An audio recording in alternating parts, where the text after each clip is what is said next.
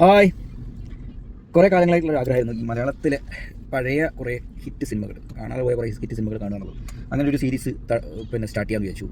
അങ്ങനെ സോഷ്യൽ മീഡിയയിൽ ഇപ്പോൾ കുറേ ചർച്ചകൾ നടന്നുകൊണ്ടിരിക്കുന്ന ഒരു സിനിമയാണ് പത്താമത് എന്ന് പറയുന്ന സിനിമ. ഈ പത്താമത് എന്ന് പറഞ്ഞ സിനിമ ഏകദേശം എനിക്ക് തോന്നുന്നു 1986-87 കാലഘട്ടത്തിലാണ് ഇറങ്ങിയത്. അന്നൊക്കെ ഞാൻ ജനിച്ചിട്ടേ ഉള്ളൂ, എനിക്ക് ഒരു വയസ്സൊക്കെ ഉണ്ടാവും.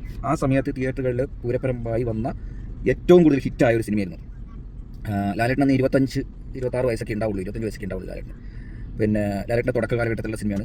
പലരും പറയുന്നത് വെച്ച് കഴിഞ്ഞാൽ നമ്മളിപ്പോൾ രാജാവിൻ്റെ മകനാണ്, അദ്ദേഹത്തിന് ഒരു സൂപ്പർ സ്റ്റാർ എന്ന് പറഞ്ഞ പദവി നേടിക്കൊടുത്തതെന്നാണ് പുതിയ പറയുന്നത്. പക്ഷേ അതിനേക്കാൾ അദ്ദേഹത്തിനൊരു മാർക്ക് ഉണ്ടാക്കി കൊടുത്തൊരു സിനിമ പത്താമുദയം എന്ന് പറയുന്ന ശശികുമാർ സാറിൻ്റെ സിനിമയാണെന്നാണ് ഇപ്പം സോഷ്യൽ മീഡിയയിൽ കുറേ ചർച്ചകളിൽ കൂടി കണ്ടത്. അങ്ങനെയാണ് ഈ പടം കാണാനിടയത്.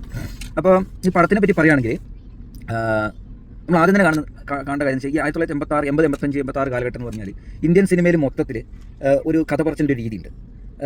നമുക്ക് പ്രെഡിക്റ്റബിൾ ആയിട്ടുള്ളൊരു കഥ തന്നെയായിരിക്കും. അതെന്താണ് നെക്സ്റ്റ് എന്താണ് സംഭവിക്കാമെന്ന് നമുക്കറിയാം. പക്ഷേ അങ്ങനെയുള്ള കഥയിൽ നമ്മുടെ നായകൻ ഉദ്ദേശിക്കുന്ന നായകനും അതിനകത്ത് നായിക, അച്ഛനമ്മ ഇവരൊക്കെ എന്തായിരിക്കും എന്നുള്ളത്, വില്ലൻ എന്താണെന്നുള്ളതൊക്കെ തുടക്കം മുതലേ നമുക്ക് മനസ്സിലാവും. അദ്ദേഹമാണ് ഈ ആൻറ്റഗോണിസ്റ്റ് ആയിട്ട് നിൽക്കുന്നതെന്നും നമ്മൾ സിനിമ അങ്ങനെയാണ് മുന്നോട്ട് പോകുന്നതൊക്കെ നമുക്കറിയെങ്കിലും വില്ലത്തരം കാണിക്കാൻ വേണ്ടിയിട്ടുള്ള കുറേ സംഭവങ്ങൾ വില്ലൻ ഉണ്ടാവും. നായകൻ്റെ ആ നായക സങ്കല്പങ്ങൾ കാണിക്കാൻ വേണ്ടിയിട്ട് കുറേ സംഭവങ്ങൾ നായകൻ്റെതായ രീതിയിൽ അത് കാണിക്കും.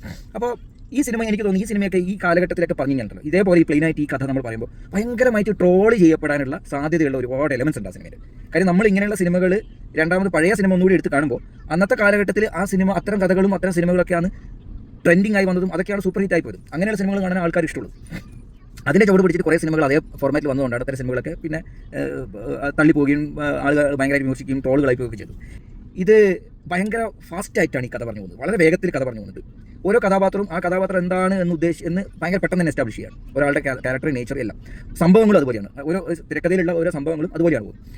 ഇതിൻ്റെ കാസ്റ്റ് ആൻഡ് ക്രൂ നോക്കുകയാണെങ്കിൽ നമ്മളെ ശശികുമാർ സാറാണ് ഇതിൻ്റെ സംവിധായകൻ. ഇതിൻ്റെ കഥ തിരക്കഥയ്ക്ക് എഴുതിയിരിക്കുന്നത് എസ് എൽ പുരം സദാനന്ദൻ.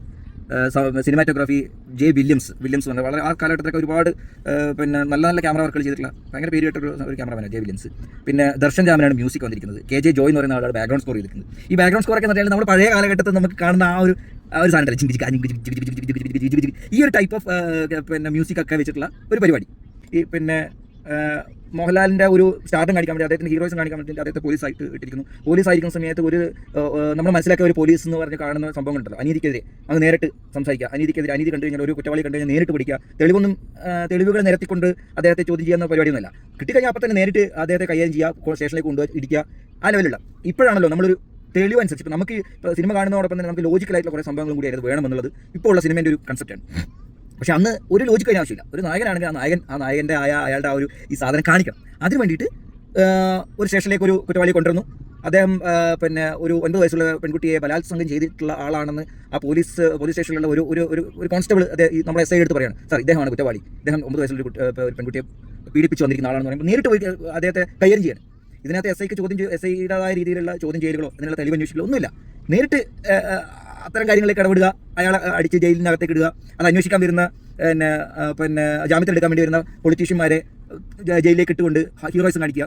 അതുപോലെ ഇതിനകത്തുള്ള മെയിൻ വില്ലൻ ഉണ്ട്. ഈ മെയിൻ വില്ലൻ എന്ന് പറയുന്നത് TG രവിയാണ് ചെയ്തിരിക്കുന്നത്. TG രവിയുടെയൊക്കെ അദ്ദേഹം വില്ലനാണെന്ന് എസ്റ്റാബ്ലിഷ് ചെയ്യിക്കാൻ വേണ്ടിയിട്ട് തന്നെ കുറേ ഇൻസിഡൻസുകൾ അതിനകത്ത് കൊണ്ടുവന്നിട്ടുണ്ട്. അപ്പോൾ അദ്ദേഹമാണ് കുറ്റവാളി എന്ന് ആദ്യമേ നമുക്ക് മനസ്സിലാകുന്ന രീതിയാണ് അതിൻ്റെ കാര്യങ്ങൾ. ഇതിൻ്റെ കഥയെപ്പറ്റി പറയുകയാണെങ്കിൽ ജയമോഹൻ എന്ന് പറയുന്ന കഥാപാത്രം, ജയമോഹൻ എന്ന് പറയുന്ന മോഹൻലാലിൻ്റെ ഒരു കഥാപാത്രമാണ്. ജയമോഹൻ എന്ന് പറയുന്ന പോലീസ് ഓഫീസറാണ്, സബ് ഇൻസ്പെക്ടറാണ്. അദ്ദേഹത്തിന് ഒരു ബ്രദറുണ്ട്, വിക്രമൻ. അപ്പോൾ ഈ രണ്ട് കഥാപാത്രം ചെയ്തിരിക്കുന്നത് മോഹൻലാൽ തന്നെയാണ്. പിന്നെ അച്ഛൻ കഥാപാത്രമായിട്ട് ചെയ്തിരിക്കുന്ന സോമനാണ്, BG മേനോൻ. അദ്ദേഹത്തിൻ്റെ പേര് BG മേനോൻ എന്നാണ്. ഇതിൽ നമ്മുടെ ആൻറ്റഗോണിസ്റ്റായിട്ട് നിൽക്കുന്നത് TG രവിയാണ്. അദ്ദേഹത്തിൻ്റെ പേര് ലയൺ സി മേനോൻ എന്നാണ്. അപ്പോൾ ഈ ലയൺ സി മേനോൻ എന്ന് പറയുന്നത് ലയൺ എന്ന് പറഞ്ഞൊരു വലിയൊരു ബിസിനസ് സാമ്രാജ്യമുണ്ട്. അതിൻ്റെ ഒരു അധിപനായിട്ട് നിൽക്കുന്ന ഒരാളാണ് ലയൺ.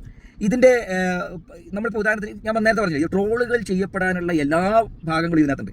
ഒരു എക്സാമ്പിൾ പറയുകയാണെങ്കിൽ ഇപ്പം നമ്മൾ സാധാരണ MG സോമനെ പറ്റിയിട്ട് പൊതുവെ പറയുന്ന ഒരു കാര്യമാണ്, ഒന്നുറക്കെ കരഞ്ഞിരുന്നെങ്കിൽ ഞാൻ ഒന്ന് ഉണർന്നേനെ എന്ന് പറയുന്ന സാധനം ഉണ്ടല്ലോ. ഈ കഥാപാത്രം നമ്മളിപ്പോൾ സോമൻ എന്ന് പറയുന്ന ആളെ കാണുമ്പോൾ നമ്മൾ മനസ്സിൽ വരുന്നത് ഒരു വീട്ടിലെ ഒരു വേലക്കാരിയെ ഒന്ന് പീഡിക്കപ്പെടാൻ തോന്നുന്ന ഒരാൾ, സ്ത്രീകളോട് ഇപ്പം മദ്യവെച്ചിരിക്കുന്ന സമയത്ത് ഒരു റൂമിനകത്തേക്ക് ഒരു സ്ത്രീ വന്ന് ഇങ്ങനെ അവരെ ബലാത്സംഗം ചെയ്യാൻ തോന്നുന്ന ടൈപ്പിലുള്ള ഒരു കഥാപാത്രം. ഇങ്ങനെയുള്ള കഥാപാത്രത്തിൻ്റെ ഒരു എക്സ്ട്രീം ലെവലാണ് നമ്മൾ ഈ ഹിറ്റ്ലറിൽ കണ്ടിരിക്കുന്നത്. ഇതിൻ്റെയൊക്കെ തുടക്കം എനിക്ക് തോന്നുന്നു ഇതിന് മുമ്പേ MG സോമൻ സാറിൻ്റെ സിനിമ ഈ ക്യാരക്ടറിൽ ഇതുപോലൊരു ഷെയ്ഡ് ഉണ്ടായിട്ടുണ്ടോ അറിയില്ല. പത്താമത് എന്ന് പറയുന്ന സിനിമയിൽ ഉണ്ണിമേരിയുടെ കഥാപാത്രവും MG സോമനുമായിട്ടുള്ള ഒരു സീനുണ്ട്. ആ സീന് യഥാർത്ഥത്തിൽ നമ്മളത് ആ സിനിമ അതൊക്കെ നമുക്ക് ഒരുപാട് ട്രോളുകൾക്കും ചിരിക്കാനൊക്കെ വകയുള്ള സാധനമാണ്. പക്ഷെ അന്നത്തെ കാലത്ത് അത് അങ്ങനെ പ്ലെയിനായിട്ട് പറയുമ്പോൾ അതൊരു തുടക്കം എന്നുള്ള രീതിയിൽ ആ സിനിമ ആ രണ്ട് കഥാപാത്രങ്ങൾ ഇപ്പോൾ പിന്നെ നമ്മുടെ എം ജി സോമൻ ചെയ്ത BG മേനോൻ എന്ന് പറഞ്ഞ കഥാപാത്രം, ഉണ്ണിമേരിയുടെ കഥാപാത്രം വേലക്കാരിയാണ്. ഇവർ തമ്മിലുള്ള ഒരു സീനുണ്ട്. നമ്മളൊരു സിനിമ കണ്ടവർക്ക് മനസ്സിലാവും. അതിൽ അവരുടെ ഒരു കെട്ടിപ്പിടുത്തവും സ്നേഹപ്രകടനവും ഒക്കെ കാണുന്ന ഒരു സീനുണ്ട്.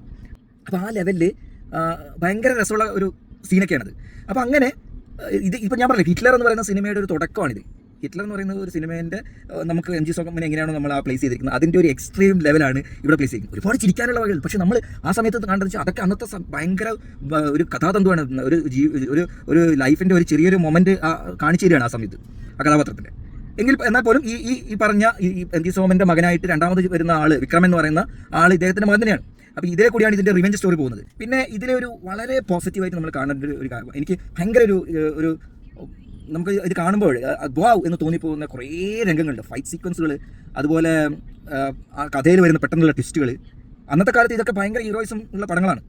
അപ്പോൾ ഈ ഫൈറ്റ് സീക്വൻസ് ഒക്കെ നമുക്ക് മനസ്സിലാവും ഇതൊന്നും ഒരു ഡ്യൂപ്പും വെച്ചിട്ട് ചെയ്യാൻ പറ്റില്ല. ഇനി എന്ത് ഗ്രാഫിക്സോ എന്ത് പുതിയ ടെക്നോളജി വെച്ചാലും ഇതുപോലെ നമുക്ക് ചെയ്യാൻ പറ്റും. ഒറിജിനൽ ആർട്ടിസ്റ്റുമാർ ഇൻക്ലൂഡിങ് ലാലേട്ടൻ അടക്കം ഒരു ഡ്യൂപ്പിനും ഇല്ലാതെ വളരെ വൃത്തിയായിട്ട് ആക്ഷൻ സീക്വൻസുകൾ ചെയ്തിരിക്കുന്നത്. നല്ല മെനക്കെട്ട് നന്നായിട്ട് പണിയെടുത്തിട്ട് ചെയ്തൊരു പടം. അതിൽ ബാലങ്കി നായർ ചെയ്ത റഹീം എന്ന് പറഞ്ഞൊരു ക്യാരക്ടറുണ്ട്. ഈ റഹീം എന്ന് പറഞ്ഞ ക്യാരക്ടറിനെയൊക്കെ പ്ലേസ് ചെയ്തിരിക്കുന്നത് കറക്റ്റ് ഒരു നായകനൊരു സപ്പോർട്ട് വേണം എന്നുള്ള ആ ഒരു മൊമെൻറ്റിലാണ് നമുക്ക് അങ്ങനെ ആൾ വേണം എന്ന് തോന്നുന്ന സമയത്താണ് റഹീം എന്ന് പറഞ്ഞ ക്യാരക്ടറിനെ കൊണ്ടുവരുന്നത്. അത് ആ കഥേൻ്റെ അവസാനം ഈ നായകൻ എങ്ങനെ അദ്ദേഹം സഹായിക്കുന്നു എന്നുള്ളത് ഒക്കെ ആ സിനിമേൻ്റെ ഒരു ഭയങ്കര ഇമോഷണലി കണക്ട് ആവുന്ന ഒരു സംഭവങ്ങളാണ്. ഈ വിക്രം എന്ന് പറഞ്ഞ കഥാപാത്രവും ഈ റഹീമുമായിട്ടുള്ളൊരു ബോണ്ടിങ് അവിടെ പെർഫെക്റ്റ് ആയിട്ട് അവർ പ്ലേസ് ചെയ്തിട്ടുണ്ട്.